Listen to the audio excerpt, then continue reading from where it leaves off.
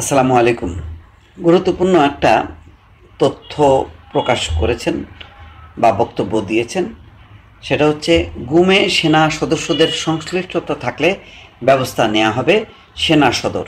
আজকে প্রেস ব্রিফিংয়ে এটি বলেছেন। গুমের ঘটনায় সেনাবাহিনীর কোনো সদস্যদের সংশ্লিষ্টতা প্রমাণিত হলে তাদের বিরুদ্ধে কঠোর ব্যবস্থা নেওয়া হবে বলে জানিয়েছেন সেনা সদর।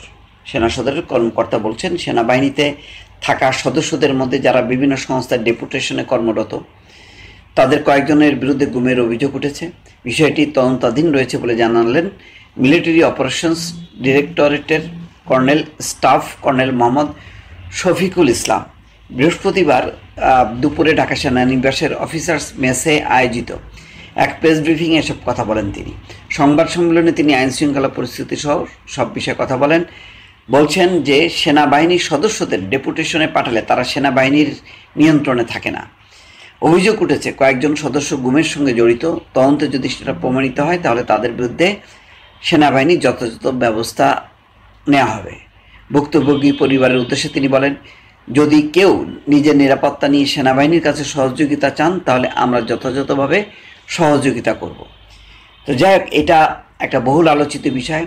সেনা গুমের সংশ্লিষ্টতা যে আছে এই ব্যাপারে বহু রিপোর্টই কিন্তু প্রকাশিত হয়েছে, যে ডিজিএফআইয়ের তত্ত্বাবধানে যে আয়নাঘর, তারপরে বিভিন্ন সেল, সেগুলো ডিজিএফআই কি সেনাবাহিনীর নিয়ন্ত্রণে না? সেনাবাহিনীর সঙ্গে যদিও আরও অনেকগুলো সংস্থার সমন্বয়, কিন্তু এক ধরনের সংশ্লিষ্টতা আছে সেনাবাহিনীর।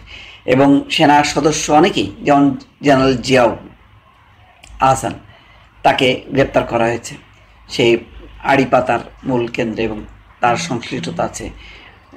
র্যাবে ছিল, তারপরে র্যাবের যে ওই মোফাজ্জল হোসেন চৌধুরীর মায়া, নারায়ণগঞ্জের 7 খুনের আসামি, সেখানেও তার নাম আছে, তারিক, তার সেনা কর্মকর্তা, অনেকে জড়িত হয়েছে। বিগত 15 বছরে সত্যি কথা বলতে কি, শেখ হাসিনার শাসন কাজটাই চালাইছে সেনাবাহিনী এবং গুরুত্বপূর্ণ বাহিনীর উপর ভর করে। যত গুম খুন নিয়ন্ত্রণ সব কিছু করেছে হচ্ছে শেখ হাসিনা এই বাহিনীর কর্মকর্তাদের।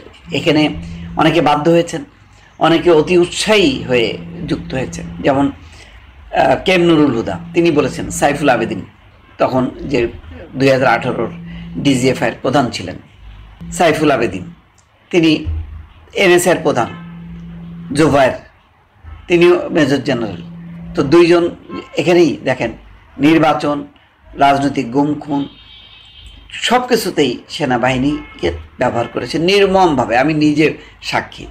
তখন মিডিয়া নিয়ন্ত্রণ করেছে শেখ হাসিনা একেবারে পুরোপুরি ডিজিএফআইয়ের যে মিডিয়া উইংটা তাকে দিয়ে। তো এগুলি তো তদন্ত করা উচিত। তদন্ত করে কারা কারা এই কার সিদ্ধান্তে কিভাবে হয়েছে, সেখানে যারা স্টাফ ছিল, যারা কর্মরত ছিল, চাকরিরত ছিল, তাদের কথা বাদ দিলাম, তারা বাধ্য হয়েছে।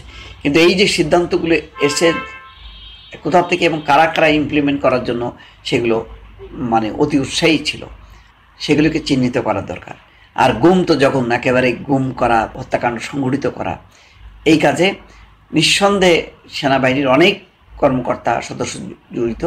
এটা সেনাবাহিনীর দায়িত্ব যে কলঙ্ক মুক্ত হওয়ার জন্য এই ব্যাপারে পদক্ষেপ নেওয়া। দর্শক ভালো থাকবেন, আল্লাহ হাফেজ।